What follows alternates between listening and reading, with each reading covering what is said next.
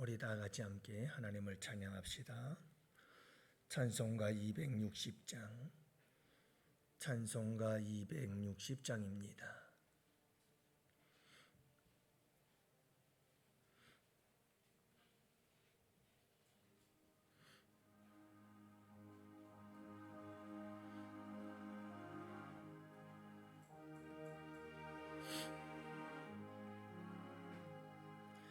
우리를 죄에서 구하시려 주 예수 십자가 지셨으니 기쁘게 부르세 할렐루야. 나 구원 얻었네. 찬송하세 찬송하세 주님 나를 구하셨네. 찬송하세 찬송하세 주가 구원하셨네. 우리를 주께서 구했으니 이전에 행하던 악한 일과 주하고 더러운 모든 죄를 온전히 버렸네. 찬송하세 찬송하세 주님 나를 구하셨네. 찬송하세 찬송하세 주가 구원하셨네.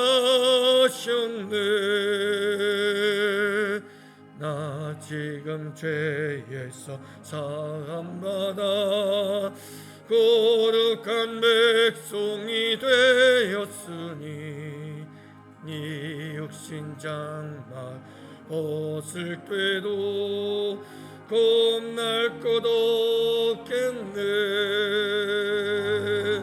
찬송하세 찬송하세 주님 나를 구하셨네.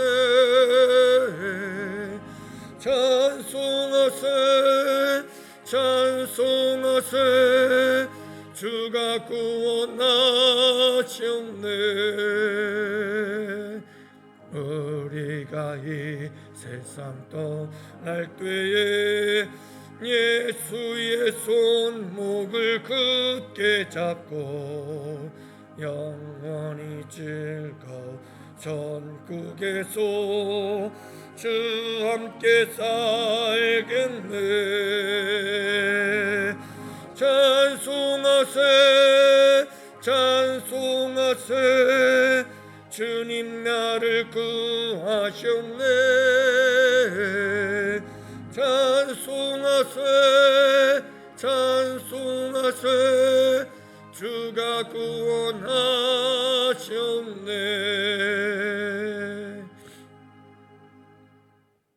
아버지 하나님 감사합니다. 오늘도 이 하루를 우리를 죄에서 구하려 십자가 지신 우리 주님을 바라보며 기쁘게 우리 주님을 찬송하며 할렐루야 찬송하며 구원 얻음을 기뻐하며 즐거워하며 이 한날도 승리하며 살아가는 복된 이 하루가 되게 하여 주시옵소서. 특별히 아버지 하나님 간절히 기도하옵는 것은 오늘 이 하루 온통 세상은 비교하면서 아버지 하나님 다른 사람들은 있는데 왜 나는 없는가, 다른 사람들과 함께 비교하며 스스로 낙심하고 스스로 절망하고 스스로 괴로워하며 오늘 이 하루도 살아가나 우리도 하여금 아버지 하나님께서 은혜 베풀어 주시어서 오늘 이 하루 주님만 바라보며 주님께서 내게 주신 모든 것으로 인하여 기뻐하며 감사하며 찬송하며 영광 올려드리며 살아가는 주의 백성들이 될 수 있도록 우리 주님께서 은총 허락하여 주옵소서. 오늘 이 하루도 우리 주님과 함께 기뻐하는 복된 이 하루가 되기를 원합니다. 주님 영광 받아 주옵시고 범사에 감사하며 우리 공행권 장로님과 오수자 권사님 귀한 예물 이 새벽에 올려드리오니 우리 주님 기쁘게 받으시옵시며 하루하루가 감사의 삶이 될 수 있도록 은혜 위에 은혜를 더하여 주시옵시고, 원망, 불평 다 사라지고 감사 안에서 평강과 기쁨이 넘치고, 또 감사가 더 기적의 역사를 창조하는 복된 축복의 주인공, 간증의 주인공들이 되실 수 있도록 우리 주님께서 역사해 주시옵소서. 감사합니다. 이 한날을 아버지께 맡깁니다. 우리 구주 예수님 이름으로 기도합니다. 아멘. 우리 하나님 말씀을 함께 봅니다. 마태복음 20장 11절부터 16절 말씀. 마태복음 20장 11절부터 16절. 이제 우리 다 같이 함께 한 목소리로 하나님 말씀 교독하십니다. 받은 후 집주인을 원망하여 이르되,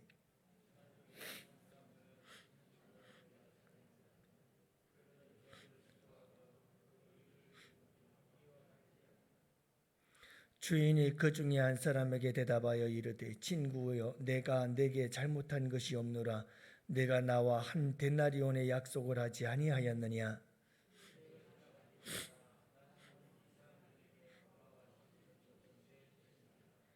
내 것을 가지고 내 뜻대로 할 것이 아니냐? 내가 선함으로 내가 악하게 보느냐? 이와 같이 나중된 자로서 먼저 되고 먼저 된 자로서 나중되리라. 아멘. 할렐루야. 좋은 날입니다. 복된 날입니다. 참 날이 선선하고 좋죠. 오늘 이 하루도 우리 주님과 함께 최고의 날이 될 수 있기를 축복합니다. 요즘 현대인들이 앓고 있는 병 중에 하나는 이 비교의식 쪽에서 가져오는 상대적 빈곤감이라고 하는 겁니다. 사실 우리나라의 1인당 국민소득이 $10,000가 넘었다고 한다는 것은 그만큼 우리나라의 전체적인 경제적인 상황이 그만큼 부유해졌다는 것을 의미하는 거죠. 이건 부인할 수 없는 사실입니다. 그렇게 우리나라가 세계에서 그리 흔치 않은 경제적인 대국이 되었다. 그만큼 풍요롭고 부유한 나라인데도 불구하고 우리 대한민국 모든 국민들, 대부분의 사람들은 아직도 끊임없이 경제적인 어려움 때문에 스스로 불행하다고 생각을 합니다.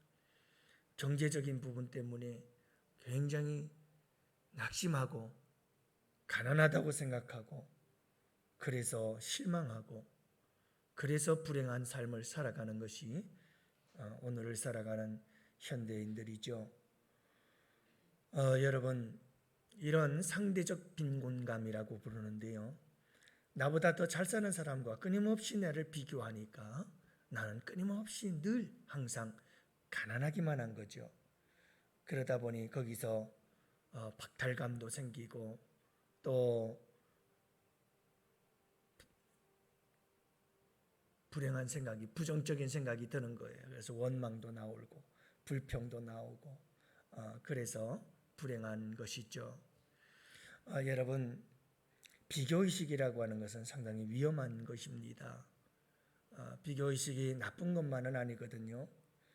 비교의식에 긍정적인 면이 있고 비교의식이 부정적인 면이 있어요. 비교의식의 긍정적인 면이라고 하는 것은 우리가 비교를 하게 되어지면, 여러분, 저 사람은 참 저런 게 좋은데 나는 왜 그런 게 없지? 나도 저 사람처럼 저렇게 좀 좋은 사람이 되어봐야 되겠다 라고 해서 도전의식을 갖게 되어지고, 그리고 좋은 것을 본받고자 하고, 또 부자가 되어 있으면 부자들이구나, 나도 저런 부자가 되어야 되겠다, 그래서 도전을 받고 열심히 일을 해서 또 부자가 되기도 하지요. 그러니까 비교의식의 긍정적인 면을 보면, 다른 사람들의 모습을 보면서 나도 저렇게 해야지 라고 하는 좋은 도전의식을 가질 수 있다는 것은 상당히 좋은 점입니다. 나를 발전시키고 나를 성숙시킬 수가 있는 그런 방향으로 비교의식을 만들어 간다면 그것은 좋은 것이죠. 그러나 대부분의 사람들의 모습을 보면 이 비교의식은 부정적인 면이 상당히 강합니다. 그래서 비교의식 속에서 저 사람은 부자인데 나는 왜 이렇게 가난할까?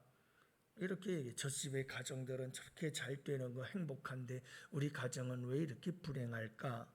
끊임없이 이런 비교의식 속에서 낙심하고 절망하고 원망하고 불평하고 또 우리의 처지를 한탄하고 탄식하는 이런 가운데에서는 결코 우리에게 도움이 되지 않는 거예요. 그래서 어제 여러분이 품꾼, 포도원 품꾼의 비유에 토론해서 우리가 지금 세 가지 함께 살펴보고 있는 것 중에 하나가 뭐냐면 어제 첫 번째로 함께 나눈 말씀이 이 일찍 들어온 포도원의 품꾼들이 있습니다. 이 일찍 포도원에 들어온 사람들, 이 사람들이 먼저 포도원에 들어왔는데 나중이 되고 말았어요. 그래서 우리 주님께서 하시는 말씀이 먼저 된 자로서 나중된다고 말씀하시는 게 바로 이거예요. 이 먼저 된 자들이 나중이 되는 이유가 있었다고 말했습니다. 그 첫 번째가 하나님과의 관계예요. 분명히 이 처음 일찍 먼저 포도원에 들어온 일꾼들은 주인과 계약을 맺을 때 하루 일하고 한 데나리온을 받기로 계약이 되어 있어요. 그리고 들어와서 일을 했습니다. 그렇다면 다른 사람과 비교할 것도 없죠. 자기에게 내가 하루 일하고 내가 받기로 약속한 하나님과의 관계 속에서 한 데나리온 받았으면 감사한 거죠. 또 만약에 포도원 주인이 불러주지 않았다고 한다면 그 당시 하루의 일자리 일일 용역도 힘든 그런 경제적 상황 속에서 포도원 주인이 나를 불러주셔서 아침 일찍부터 나를 써주었으니 내가 얼마나 감사합니까? 감사한 마음으로 일을 했어야 되는데 이들은 감사할 줄을 몰랐습니다. 그리고 한 데나리온 계약을 했는데 다른 사람들 한 데나리온 주는데 나는 왜 하루 종일 일한 나에게 한 시간 일한 사람 한 데나리온 준다면 나는 많은 것을 줘야지 왜 한 데나리온밖에 안 주는 겁니까? 원망하고 불평했다고 말하지 않습니까? 나는 많이 했는데 난 이만큼 했는데 이런 마음이 결국은 하나님에 대한 원망을 낳게 되고 오늘도 읽은 말씀을 보면 하나님은 선한데 하나님은 잘못한 게 없는데 하나님께 잘못한 것처럼 하나님께 원망하고 하나님이 선한데 하나님이 악한 자인 것처럼 이야기하는 이와 같은 모습을 통해서 결국 이런 사람들은 먼저 된 자이지만 나중이 되고 말았다 이 말이에요. 여러분 하나님과의 관계를 잘 맺으시기를 바랍니다. 내가 이만큼 했으니까 이만큼 받아야 된다. 이런 생각은 굉장히 위험한 생각입니다. 먼저 된 자로 나중될 수밖에 없는 생각입니다. 우리가 하나님 앞에서 늘 가져야 할 마음은 하나님, 날 불러주셔서 감사합니다. 날 써주셔서 감사합니다. 늘 이 마음의 자세를 가지고 주님을 섬길 때에 나중된 자로서 먼저 된다고 말씀하셨습니다. 그죠? 오늘은 두 번째입니다. 하나님과의 관계가 아니라 오늘은 사람과 사람과의 관계 속에서 우리에게 나중된 자로 먼저 되어야지 먼저 된 자가 나중되어 버릴 수 있을까라고 하는 것에 대해서 경고하고 있는 말씀인 것이죠. 여러분 오늘 말씀해 보면 이 먼저 온 사람들이 예수님께 나와서 하시는 말씀이 11절과 12절 말씀인데요. 집주인을 원망하여 이르되 나중 온 이 사람들은 1시간밖에 일하지 아니하였거늘 그들을 종일 수고하고 더위를 견딘 우리와 같이 하였나이다. 자, 그래서 이 먼저 온 사람들의 문제점 하나가 또 뭐냐면 다른 사람과 나를 비교하는데 뭘 비교합니까? 여러분 나는 먼저 왔고 저 사람은 나중 왔다는 것을 비교하기 시작합니다. 저 사람들은 1시간 일했는데 나는 종일 일했다는 것을 비교합니다. 그리고 저 사람들은 한낮에 그 뜨거운 태양 아래에서 일한 적도 없고 오후에 늦게 선선할 때 그저 1시간, 3시간 나와서 일한 사람들인데 나는 한낮에 그 뜨거운 더위를 견뎌야 하면 난 말할 수 없는 고통과 괴로움과 고난의 시간들을 다 나는 일을 하면서 견디어냈는데 그래서 내가 얼마나 힘들게 일했느냐. 저 사람들은 편하게 일했다. 힘들게 일한 것과 편하게 일한 것을 비교하기 시작합니다. 그러면서 마지막 비교하는 게 뭐냐 하면 그런데 어떻게 똑같이 받을 수 있겠느냐 이 말입니다. 받음에 대한 비교입니다. 이렇게 끊임없이 비교하는 겁니다. 끊임없이 비교하는 겁니다. 그러니 여러분 이 비교의식 속에서 나온 부정적인 면들이 나타나지요. 그래서 먼저 온 이 일꾼들의 모습을 보면 이 비교의식 속에서 나타나는 부정적인 면들이 나타나게 되는데요. 그게 뭡니까? 원망이에요. 집주인을 원망하여 이르되, 여러분 자꾸 비교를 하게 되면 원망이 나오게 되어 있습니다. 비교하게 되면 하나님을 원망하게 되고요. 내 처지를 원망하게 되고요. 모든 게 다 원망과 불평으로 터져 나오기 시작합니다. 뿐만이 아니죠. 여러분 비교의식뿐만이 아니에요. 피해의식과 시기심이 나오기 시작하는 거예요. 나는 온종일 이렇게 하루 종일 뜨거운 태양 아래서 고생했건만 오후 늦게 나와서 일한 사람과 똑같이 봤다니 난 죽을 고생했는데 저 사람들은 뭐야? 편안하게 일해놓고 똑같이 봤네? 나만 고생했네? 나만 피해가 되네? 그러면서 상대방에 대한 시기심이 생기는 거야. 저 사람들은 하나도 일 안 해놓고 똑같이 나랑 누리고 있다니.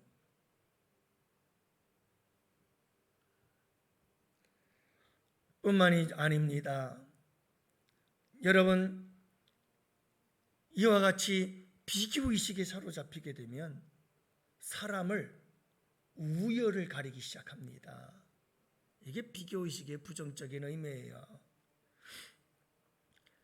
여러분 나중 온 사람들은 1시간밖에 일하지 아니했고 그들을 종일 수고한 더위를 견뎌낸 우리와 같이 하였나이다.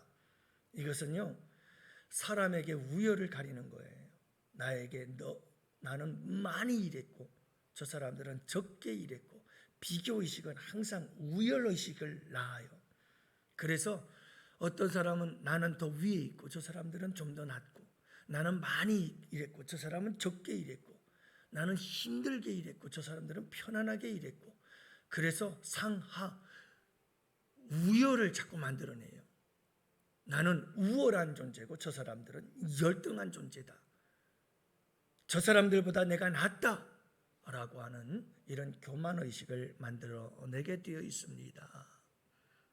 그래서 여러분 저 사람들은 낮은 사람이고 나는 높은 사람이고 나는 저 사람들보다 훨씬 나은 사람들이고 저들은 나들보다 못한 사람들이다 라고 하는 생각과 의식을 낳게 되고 마는 거지요.